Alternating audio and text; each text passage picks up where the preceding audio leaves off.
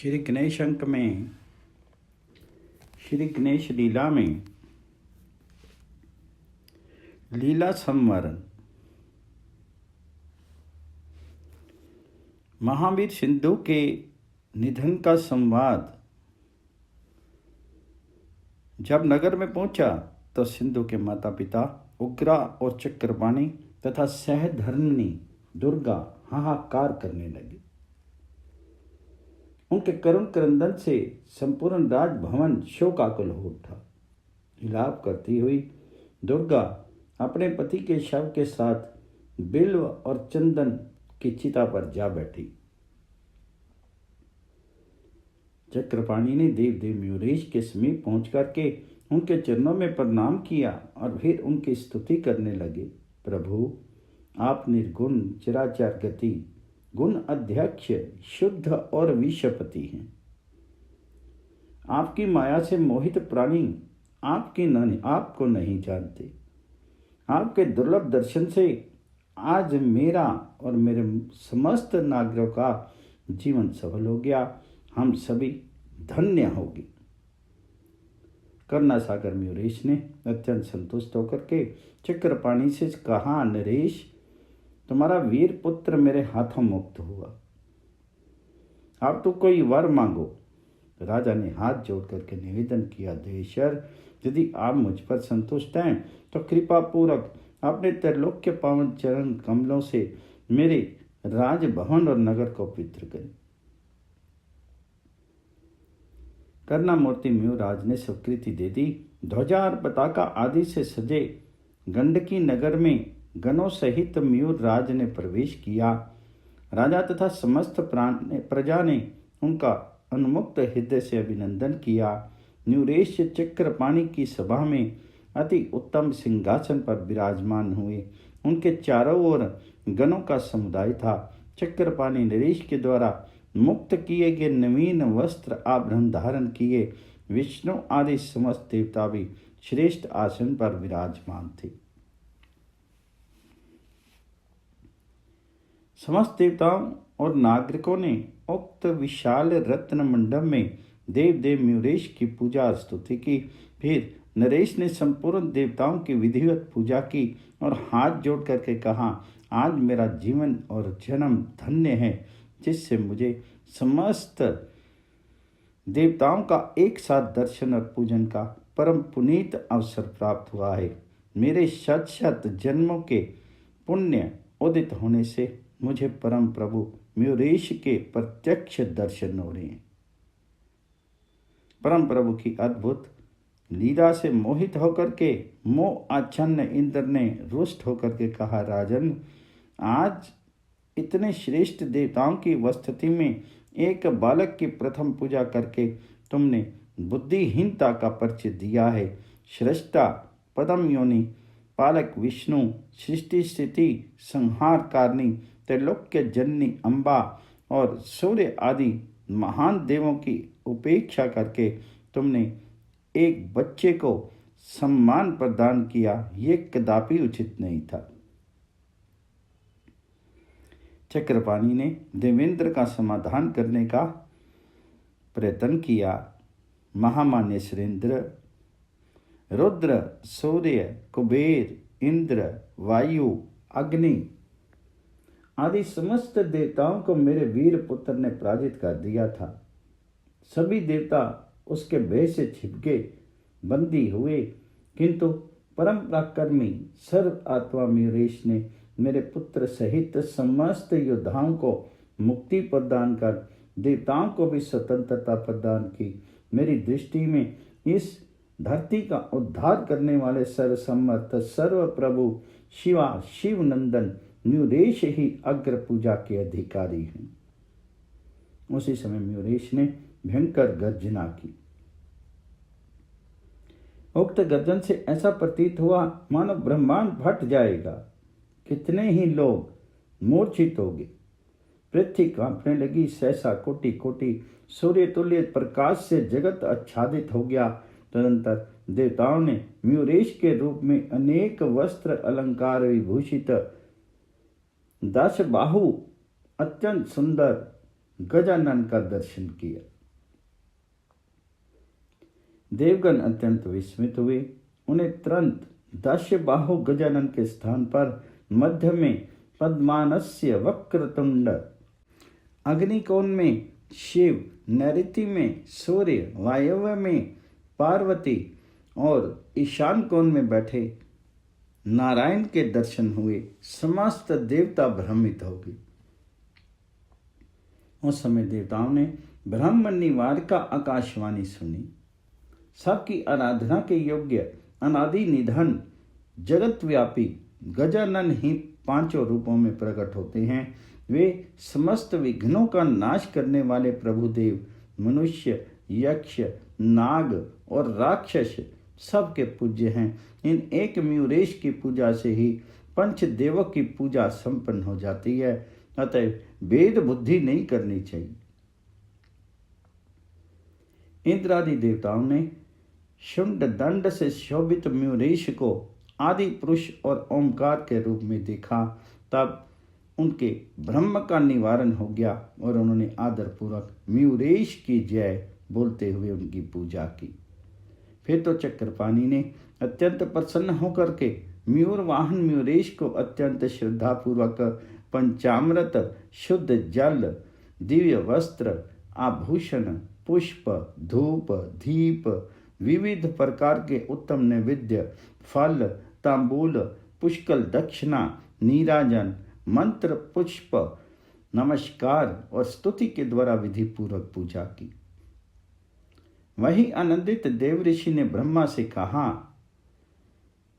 कमल उद्भव, आपके आदेश के अनुसार मैंने पार्थिव शिव से आपकी सिद्धि और बुद्धि दोनों पुत्रियों का परने म्यूरेश के साथ निश्चित कर दिया था, किंतु म्यूरेश ने देवताओं की मुक्ति के पूर्व विवाह न करने की प्रतिज्ञा कर ली थी। वह प्रतिज्ञा उन्होंने पूरी कर दी। अब आप उन पुत्रियों का विवाह परंपरा कर्मी म्यूरेश के साथ कर दे। विधाता अत्यंत प्रसन्न हुए। उन्होंने अपनी अनिंद्य सुंदरी सद्गुण संपन्ना सिद्धि बुद्धि का विवाह विधि पूर्वक म्यूरेश के साथ कर दिया और बोले, म्यूरेश, मेरी कामना आज पूरी होगी। आज तक मैंने बड़े ही प्यार से इन पुत्रियों का लालन पालन किया है, अब इनकी रक्षा तुम करो।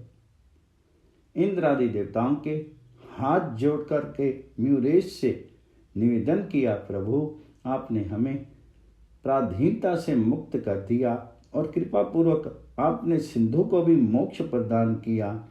अब आप आज्ञा दें, हम सब और गौतम आदि ऋषि भी अपने अपने धाम को प्रस्थान करें। म्यूरेश ने आज्ञा प्रदान कर दी। समस्त देवताओं और ऋषियों ने उनके चरणों में प्रणाम किया और सब अपने अपने स्थान के लिए प्रस्थित हुए।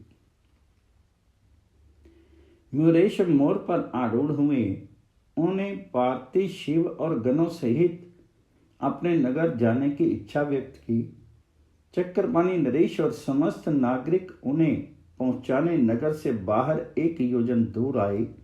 म्यूरेश ने जब उन्हें लौटने के लिए कहा तो सबके नेत्र सजल हो गए। उन्होंने कहा, प्रभु, आपका वियोग असह्य है, हम पर सदा कृपा रखें। प्रेम मूर्ति म्यूरेश ने उन्हें समझा बुझा करके विदा किया और अपने नगर पहुंचे। एक दिन म्यूरेश ने ब्रह्मदेव, विष्णु और शंकर आदि समस्त देवताओं के सम्मुख अत्यंत मधुर वाणी में कहा, देवताओं, मैंने जिस उद्देश्य से पृथ्वी पर अवतार ग्रहण किया था वह पूर्ण हो गया। दैत्यों की मृत्यु से धरती का बोझ उतर गया और सिंधु कारागार से मुक्त देवगण स्वतंत्र हुए। स्वाहा स्वधा वशटकार पूर्वत होने लगा। अब मैं अपने धाम को जाऊंगा। प्रभु म्यूरेश के ये वचन सुनकर के देवताओं के नेत्रों से अश्रु बह चले। उन्होंने कहा, प्रभु, आप हमें छोड़कर कहाँ जा रहे हैं? म्यूरेश के जाने की बात सुनकर के माता पार्वती तो मूर्छित सी हो गई। सचेत होने पर वे रोती हुई बोली, हे दीनानाथ, हे दया सागर, तुम माता को छोड़कर कहाँ जा रहे हो? मैं तुम्हारे बिना जीवित नहीं रह सकती। म्यूरेश ने जननी को समझाया, माता, आपके वियोग का दुख मुझे भी है, पर मैं एक स्थान पर सदा नहीं रह सकता। एक भयंकर दैत्य का वध करने के लिए मैं द्वापर में पुनः आपके पुत्र के रूप में प्रकट होकर के आपको पुत्र सुख प्रदान करूंगा। मेरा वचन मिथ्या नहीं होता। षडानंद ने व्याकुल होकर के कहा, आप जहां जाते हैं वहां मुझे भी साथ ले चलें। मुझे कृपण दीन और बालक की उपेक्षा ना करें। पर प्रभु ने रोते हुए षडानंद को आश्वस्त किया, भाई तुम चिंता मत करो, मैं सर्व अंतर्यामी तुम्हारे हृदय में भी हूँ। तुमसे मेरा वियोग कदापि संभव नहीं।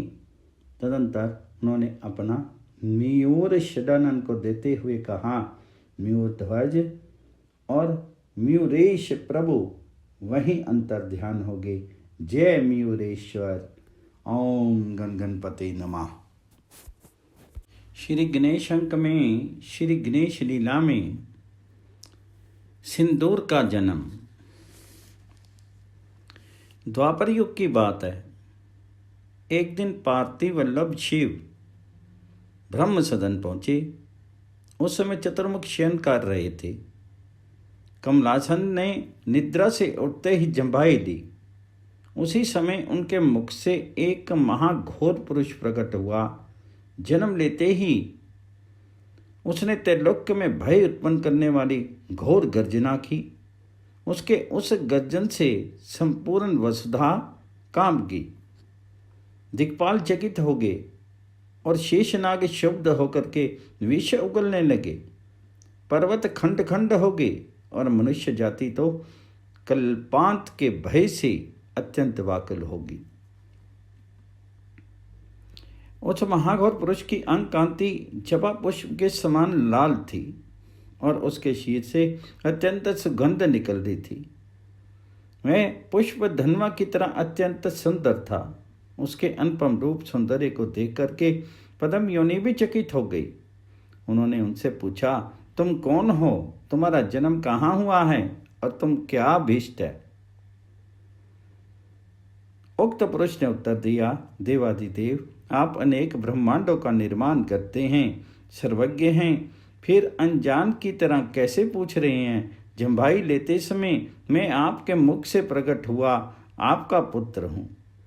अतः आप मुझे स्वीकार कीजिए और मेरा नामकरण कर दीजिए। हे नाथ, आप मुझे रहने का स्थान और आहार प्रदान कीजिए तथा मुझे क्या करना है ये भी बता दीजिए। विधाता अपने पुत्र का सौंदर्य देख करके मुग्ध हो गए थे। आप उनकी मधुर वाणी सुनकर के अत्यंत प्रसन्न हुए। उन्होंने कहा, बेटा, अतिशय अरुण वर्ण होने के कारण तेरा नाम सिंदूर होगा। त्रैलोक्य को अधीन करने की तुझ में अद्भुत शक्ति होगी। अपने पुत्र से अत्यधिक तुष्ट वेद गर्भ ने उसे वर प्रदान करते हुए आगे कहा, तू क्रोधपूर्वक अपनी विशाल भुजाओं में पकड़कर जिसे दबोच लेगा उसके शीर के सैकड़ों टुकड़े हो जाएंगे। पंचभूतों से तुम्हें कभी कहीं भय नहीं रहेगा। देव, दानव, यक्ष और मनुष्य से तो सदा निर्भय रहेगा। इंद्र आदि लोकपाल और काल भी तेरी क्षति नहीं कर सकेंगे।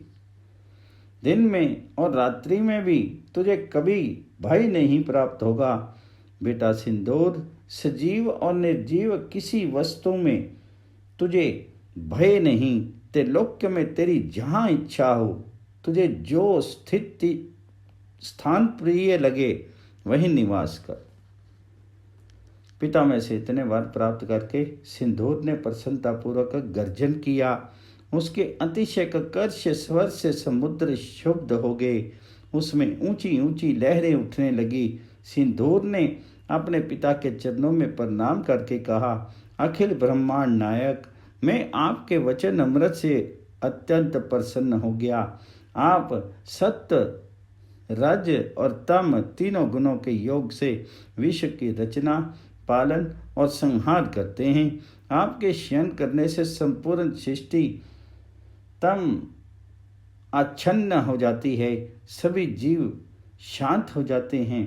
कोटि कोटि कल्पों तक कठोर तपस्या करने वाले आपके दुर्लभ दर्शन का सौभाग्य प्राप्त होता है और आप सहज ही मुझ पर प्रसन्न होंगे। अतः इससे बढ़कर मुझे और क्या चाहिए। इतना कह करके उसने लोक पितामह की प्रदक्षिणा कर उनके चरणों में प्रणाम किया और उनकी अनुमति लेकर के वह भूलोक के लिए प्रस्थित हुए। सिंदूर मार्ग में सोचने लगा, जन्म लेकर के मैंने तो जप तप एवं वेद अध्ययन आदि कुछ भी नहीं किया, फिर पिता ने मुझे इतने वर कैसे दे दिए। उनका वर प्रदान सत्य है कि नहीं कैसे पता चले। यहाँ कोई है ही नहीं जिसे मैं आलिंगन कर वर का परीक्षण कर लूँ। कहाँ जाऊँ, कहीं तो कोई नहीं दिखता। सिंदूर वहीं से लौटा, वह सीधे पितामह के समीप पहुंचा। उसने अपनी दोनों भुजाओं को तोलते हुए गर्जना की। उसकी कुचेष्टा की कल्पना कर भयभीत पद्म योनि ने दूर जाकर के पूछा, लौट कैसे आए बेटा? आपके वर की परीक्षा करना चाहता हूँ। सिंदूर का कथन सुनकर के पितामह ने उससे कहा, सिंदूर, तेरे सौंदर्य को देखकर मैंने तेरी कुटिलता का विचार किए बिना ही पुत्र स्नेहवश तुझे वरदान दे दिया और तो उसकी परीक्षा मुझ पर ही करना चाहता है। मैं तेरी दुष्टता नहीं जान सका। अपने सुंदर पुत्र सिंदूर से सावधान विधाता दूर से ही दुख भरे हृदय से पश्चाताप करते हुए कह रहे थे, विषधर को दुग्धपान कराने से उसका विष ही बढ़ता है। ये मैं नहीं समझ पाया था, पर अब तो असुर हो जाएगा। सिंदूर प्रिय सिंदूर रुन मधु गजानन तेरे लिए अवतरित होंगे और निश्चय ही तुझे मार डालेंगे। इस प्रकार शाप देते हुए पिता में प्राण लेकर के भागे। उनके पीछे अत्यंत बलवान वर प्राप्त असुर भी दौड़ा। असुर की तुलना में लोक श्रेष्ठा दुर्बल थे, किंतु प्राण रक्षा के लिए वे तीव्र गति से दौड़ रहे थे। मूढ़ असुर भी वर की परीक्षा करने के लिए उनके पीछे पीछे दौड़ता जा रहा था। आगे आगे विधाता और पीछे पीछे देखने में अतिशय सुंदर किंतु हृदय का अत्यंत क्रूर कुटिल पुत्र उनको अपनी भुजाओं में जकड़ करके पीस डालने के लिए दौड़ रहा था। दौड़ते दौड़ते वयोवृद्ध पितामह का शीर पसीने से लथपथ हो गया। वे हाँफते कांपते सांस लेने के लिए जरा सा रुकना चाहते थे, पर पीछे देखा तो चिरंजीव दौड़े आ रहे हैं। श्रेष्ठा ने साहस किया, फिर दौड़े। दौड़ते दौड़ते वे बैकुंठ पहुंचे। अत्यंत भयभीत कंपित स्वेद सिक्त मलान वदन श्रेष्ठा और उनके पीछे विशालकाय शक्तिशाली असुर को देख करके श्री हरि ने तुरंत उठ करके पितामह का आलिंगन किया और उनका हाथ पकड़ करके उन्हें अपने आसन पर बिठाया, उनकी पूजा की। फिर उन्होंने पूछा, आप इतने भीत और उदास कैसे हैं? आपका शीर पसीने से भीग कैसे गया है? भयभीत पितामह ने निवेदन किया, प्रभु, मैं सो रहा था। उस समय दया में कपूर गौर मेरे यहाँ पधारे। निद्रा से उठ करके मैंने जम्भाई ली। उसी समय ये अत्यंत सुंदर सिंदूर पैदा हुआ। पुत्र सौंदर्य से मुग्ध होकर के मैंने इसे त्रैलोक्य को वश में करने का वरदान दे दिया और पुत्र स्नेह के वश मैंने इसे किसी का आलिंगन करने पर उसे समाप्त कर देने का वर प्रदान कर दिया, किंतु ये दुरात्मा मुझे ही अपने भुजपाश में अबद्ध कर मार डालना चाहता है। दया में इस दुष्ट से आप मेरी रक्षा कीजिए। श्री विष्णु ने कहा, पितामह, पहले बिना सोचे वर प्रदान करने का जो दुष्परिणाम होता है वह तो होगा ही। मोहग्रस्त पिता के अविचारपूर्ण वर से त्रिभुवन को यातना सहनी पड़ेगी। इसी प्रकार ब्रह्मा और विष्णु में वार्ता हो ही रही थी कि दौड़ता हुआ सिंदूर आ पहुंचा। वह गर्जन करते हुए विधाता की को अंग पाश में लेने के लिए झपटा ही था कि वे चिल्ला पड़े, प्रभु रक्षा कीजिए, रक्षा कीजिए। वर प्राप्त सिंदूर की सुगठित प्रचंड काया देख करके श्री विष्णु ने अत्यंत मधुर वाणी में उस महामूढ़ असुर को समझाया, बेटा तू शक्तिशाली तरुण है और पिता में वयोवृद्ध निर्बल ब्राह्मण है, अतः इनमें युद्ध करने में तुम्हें किसी प्रकार यश तो प्राप्त होगा नहीं, अपितु तुम्हारी सर्वत्र निंदा होने लगेगी। अतः इन्हें छोड़ दो, तब तुम ही युद्ध करो। सर्था मूर्ख उद्दंड प्रचंड असुर विष्णु की ओर बढ़ा। अरे बेटा, मैं तो सत्वगुण संपन्न होने के कारण सृष्टि के पालन में लगा रहता हूँ और इस कारण युद्ध में मुझे पराजित करना तुम्हारे लिए अत्यंत सरल है। श्री विष्णु ने असुर को वहां से हटाने का प्रयत्न किया। हाँ, वीरता में कामारी प्रसिद्ध है, तुम उनसे युद्ध करो, तब तुम्हें संतोष तो होगा ही, तुम्हारी कीर्ति भी बढ़ेगी। बालोन्मत्त मूर्ख असुर अत्यंत प्रसन्न हुआ। वह बड़े वेग से उड़ा, त्रिभुवन को कंपित, पर्वतों को चूर्ण और वनों को ध्वस्त करता हुआ वह कैलाश पर्वत पर पहुंचा। वहां आशुतोष शिव पद्मासन लगाए ध्यानस्थ थे। नंदी और भृंगी आदि गण उन परम प्रभु के आसपास थे और माता पार्वती उनकी सेवा कर रही थी।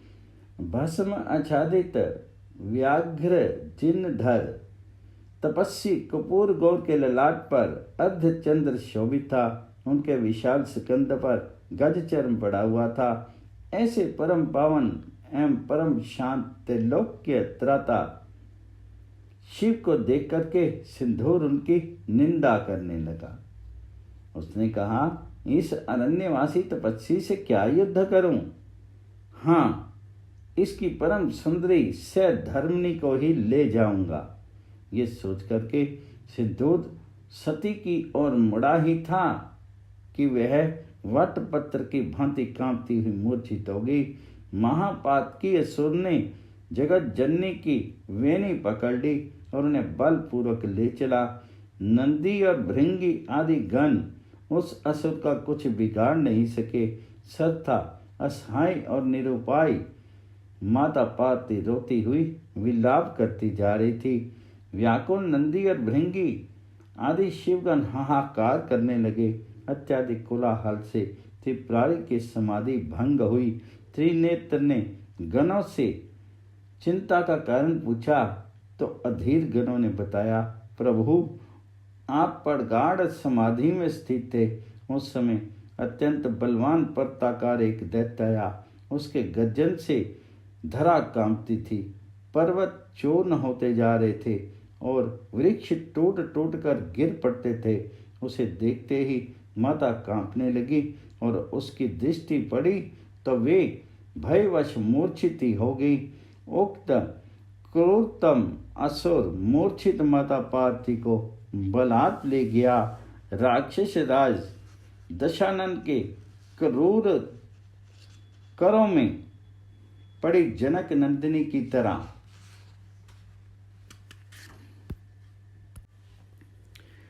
माता रोती और विलाप करती जा रही थी। हम लोग कुछ नहीं कर सके, हाथ मलते रह गए। क्रोध से भगवान शंकर के नेत्र लाल हो गए। उन्होंने तुरंत अपनी 10 भुजाओं में त्रिशूल आदि शस्त्र अस्त्र धारण किए और विश्व पर आरूढ़ होकर के वे तीव्रतम गति से सिंदूर के पीछे दौड़ पड़े और तत्क्षण में ही उसके समीप पहुंच गए। उन्होंने मदान्ध असुर के सम्मुख जाकर के, महादुष्ट, मेरी पत्नी को तुरंत छोड़ दे, मेरी दृष्टि में पड़ करके तो भाग नहीं सकता। अतिशय गर्व अनुमत सिंदूर ने क्रोधपूर्वक उत्तर दिया, मैं मच्छर के भिन भिनाने की चिंता नहीं करता। मेरे श्वास वायु से सुमेरु कांप जाता है। फिर तुझ तपस्वी की क्या गणना है? तो यहाँ से सीधे जा करके किसी दूसरी स्त्री से विवाह कर ले, अन्यथा यदि युद्ध करना चाहता है तो आ जा। इस प्रकार कटोक्ति कहकर के दर्पन्मत सिंधु त्रिपुरारी से बाहु युद्ध के लिए आगे बढ़ा। अत्यंत कुपित वृषभ राज भी असुर से युद्ध करने के लिए प्रस्तुत थे ही उसी समय माता पार्वती ने मन ही मन म्यूरेश का चिंतन किया।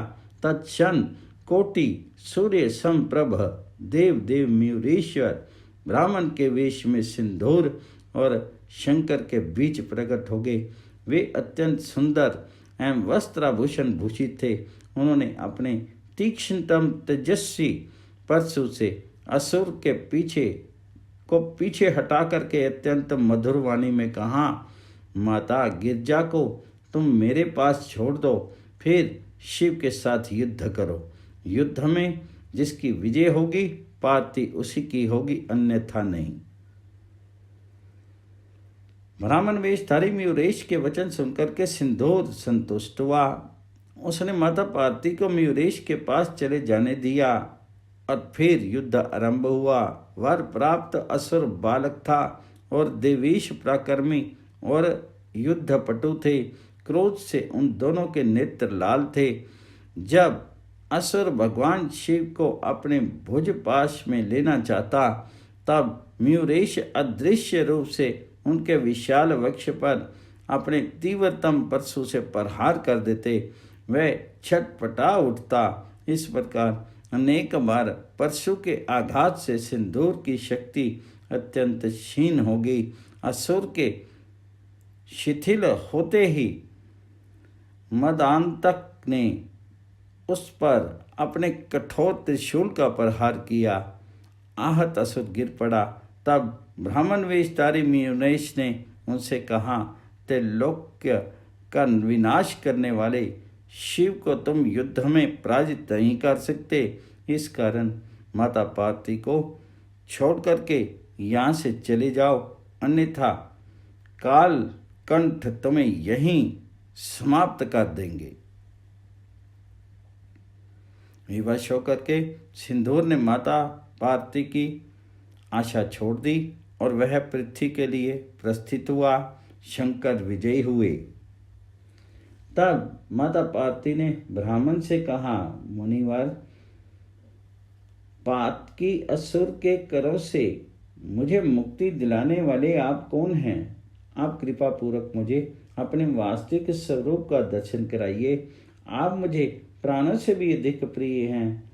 मुनिनाथ, मैं प्राण देकर भी आपकी कृपा का प्रतिदान करने में समर्थ नहीं हूँ। माता, मैंने कुछ नहीं किया। ब्राह्मण वेशधारी म्यूरेश्वर ने उत्तर दिया। भगवान शंकर ने भी असुर को पराजित कर आपको मुक्त कराया है। म्यूरेश्वर अपने स्वरूप में प्रकट हो गए। अत्यंत सुंदर 10 भुजाएं, मस्तक पर विद्युत छटा बिखेरता मणि में मुकुट, ललाट पर कस्तूरी तिलक, कानों में झिलमिलाते कुंडल, सुंदर गोल कपोल, शुक्र चंचुतुल्य नासिका, वक्ष पर अद्भुत मणियां एवं रत्नों से निर्मित दिव्य माला शोभित थे। वे माता की ओर देख करके मंद मंद मुस्कुरा रहे थे। म्यूरेश्वर को देख करके माता परम आनंद में मग्न होगी।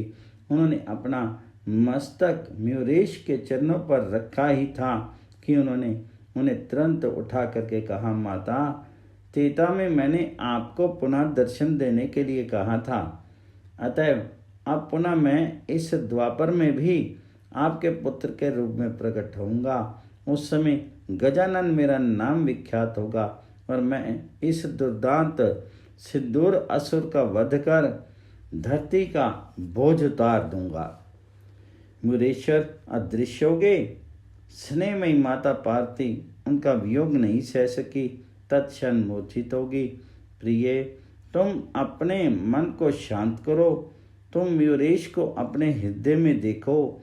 उन देव विनायक की वाणी कभी मिथ्या नहीं होती, वे अपना कथन चरितार्थ करते ही हैं। इस प्रकार भगवान शंकर ने माता पार्वती को आश्वस्त किया और उनके साथ वृषभ आरूढ़ होकर के तीव्र गति से कैलाश के लिए चल पड़े।